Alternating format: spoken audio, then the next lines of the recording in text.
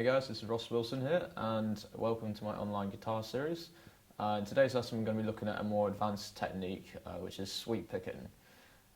So this is, as a warning, going to be a technique that requires a lot of time, effort and practice. You will not be able to go straight into it, and that is mistake one. So the types of sweeps we're going to look at, we're going to start really basic and just have a look at what each hand is going to be doing in the technique, using 3-string and 5-string patterns.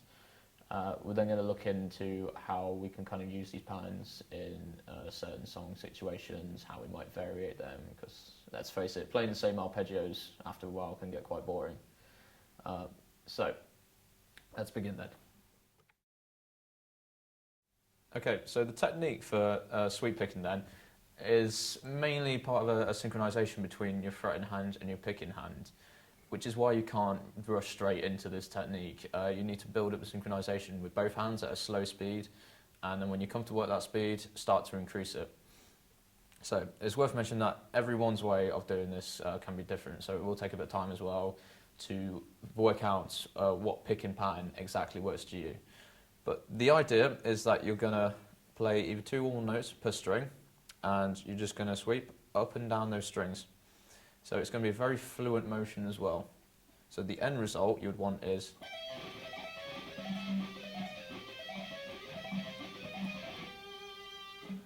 so if you can see with this hand, all we're doing is going up and down each string, but we want to be in exact sync at the same time as this finger is going to pull off and then go down to the next string.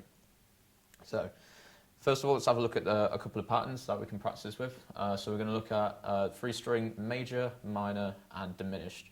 All very similar, just with a couple of notes, either flattened or raised.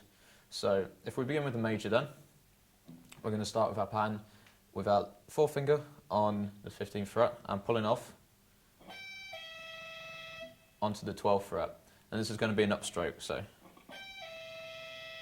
our second finger is going to come across and come back down on the 13th fret, again an upstroke, and then we're going to finish on an upstroke with a 12th fret. So, and then we're simply going to do that in reverse order.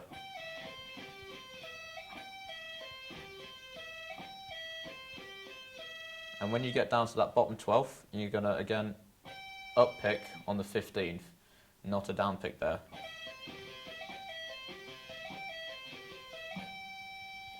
As you're going across the strings, it might be worth thinking about trying not to get any feedback coming out of them, so you don't want to end up with sounding.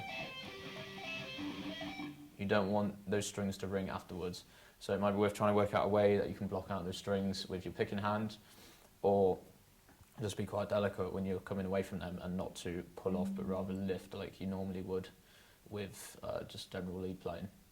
So that would be our major pattern then. To alter that to the minor pattern, all we're simply going to do is, rather than starting on our 12 and 15, we're going to 15 and pull off onto 11 and do the exact same pattern from there and the exact same picking. Diminished then, the third one we're going to have a look at, is the diminished is good because it starts to build up and introduce your third finger, which can sometimes get excluded from doing the sweeps unless we're doing our 5-string patterns. So we're going to go back to starting on our 15 and 12, and then our third finger is going to come down on that 14 and back into 12.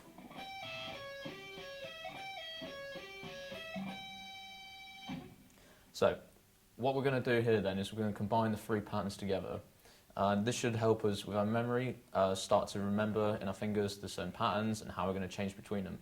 Because once we build up the speed to sweep picking, it's not so much about remembering the notes, it's about your fingers being able to naturally go into those patterns, and that's where your speed and your fluency is going to come from. So we're going to start off with the minor pattern, work into the major, and then finish on the diminished. And we're just going to keep cycling around that up and down. So for instance, we have our minor, change to our major,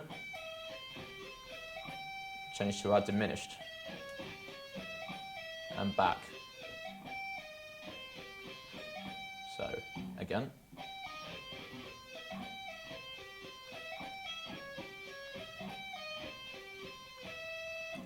And then once you build that up over time, you want to have it nice and flowing.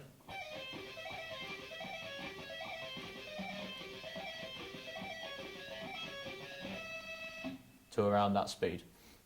So one tip that could be worth having a look at, if you're finding that your hands might be a bit out of sync or one's ahead of the other, is to take one hand separately and work on it. So one thing I always used to do when I was practicing sweeping is take this hand and just place it over the fretboard, and just stamping out the strings, so we're going to get some dead notes. What you're going to do then is just play the pattern with this hand and get used to playing it. So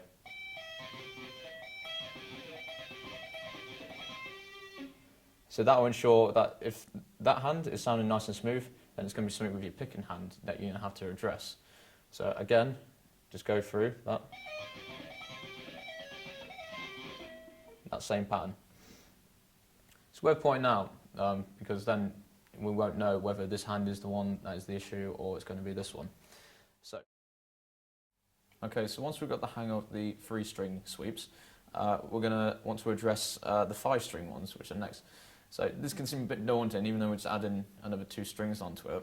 When we get up to that top string, we're going to have similar kind of action that we're going to do on the high E string, where we're going to play 2 notes and we're going to have a hammer on. So, for instance, if we take a minor pattern first of all, starting with 4-finger on 17, sorry, not 17, on a 19, and you're going to come off onto 15. And just perform your normal 3-string triad. We're then going to keep that going within our 2nd finger up onto 17. This is where it's going to get interesting now. So our little finger's going to come across.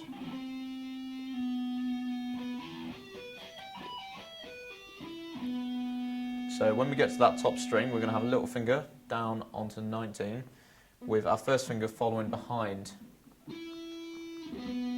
And we're going to pick that. So we're going to do a down pick there and then hammer on with our little finger back onto the pattern. So we end up with, and then an up pick at the top again. So one thing I might have found when I was doing this is if you have a look at your thumb placement on the back of the guitar, usually as I tend to sweep, you watch your thumb, it's easier to move your wrist around with the guitar.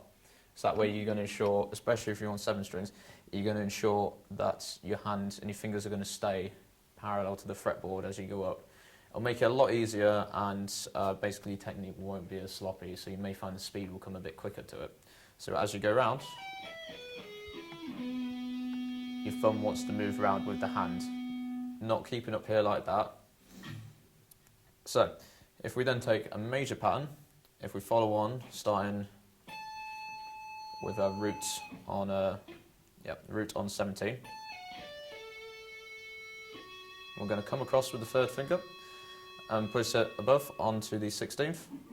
Little finger is going to come behind that. And you're going to basically go from on your 5th string, your little finger, from the 17th down onto the 12th.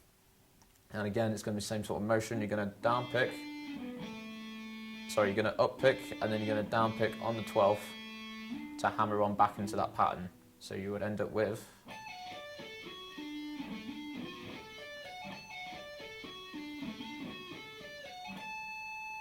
and then once you get the speed up to it,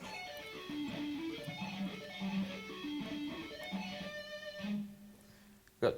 So what we'll do now is we'll just take those 2 patterns and practice kind of going between them.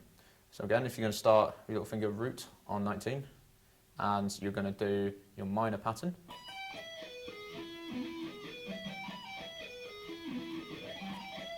and then go into the major. So what you should end up with is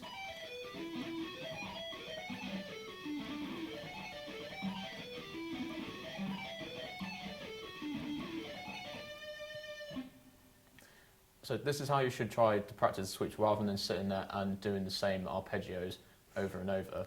It's better to try and combine the arpeggios and to get the mind and the fingers thinking a little bit more about what they're actually playing. That way it's going to get into your muscle memory in your fingers a lot quicker than just sitting there and playing the same old things. Plus it gets your kind of hand-eye coordination used to the fretboard as well, of quickly jumping between these patterns. Because when you're doing these long sequences of sweeps, you want to be as fluent as possible. We don't want to be having little breaks between each pattern. Okay, so obviously playing just these arpeggio patterns can be quite boring from time to time, especially when you use them in solos as well.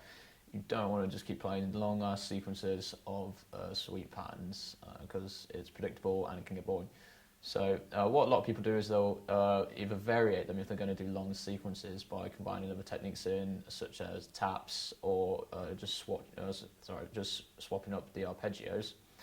So for instance, if we just take like a 3-string one,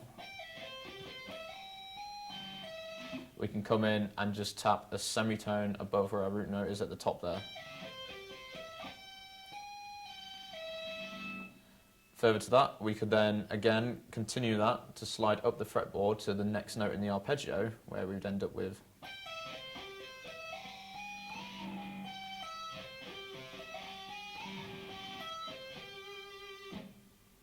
So that's just one way to do it, and when you've got that up to speed as well, it can look quite fluent and impressive.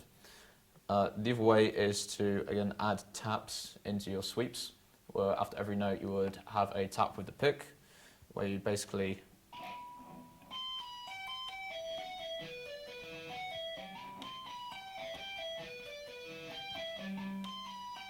so in slow motion, we're just between each note of the sweep, coming down with the pick and getting a tap in there. So up to speed, it would look probably something like this.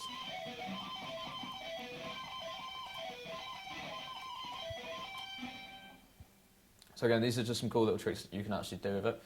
What you might find in a lot of songs, especially in kind of heavy metal area, artists such as like Jeff Loomis and Rusty Cooley often take these long patterns and will just variate them up a bit. So it may be just by swapping the root note or coming back on yourself in the actual sweeps, so you'd end up with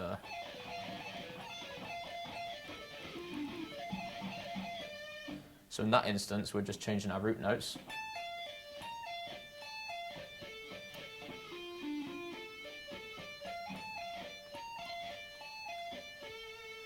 And we're just moving up and down the board.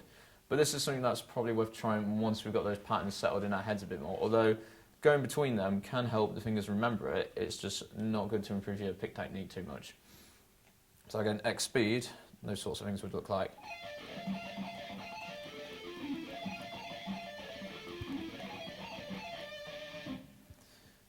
And the kind of final thing we can do is sort of develop that a little bit more into long sequences, such as where we might have between our minor patterns and raise up, or if we have our 5-string patterns, and rather than having just a 1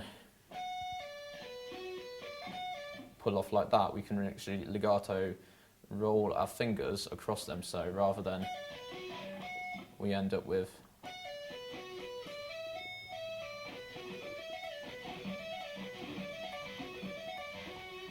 again, this is really going to test your picking hand on this, because you've got to be patient to wait for those extra 2 notes to come in on the end. So with that pattern, we'll just be doing a general minor sweep, but we're going to sneak that 12th fret in the centre there, and you're just going to roll across it. So these are just good little ones that you can try out. So what we're going to do now is just have a look at some of these examples along to a backing track. And at the bottom of the video, there'll be a link to a PDF file where you can actually download this and look at the score and play along with all of it as well. So let's give that a try.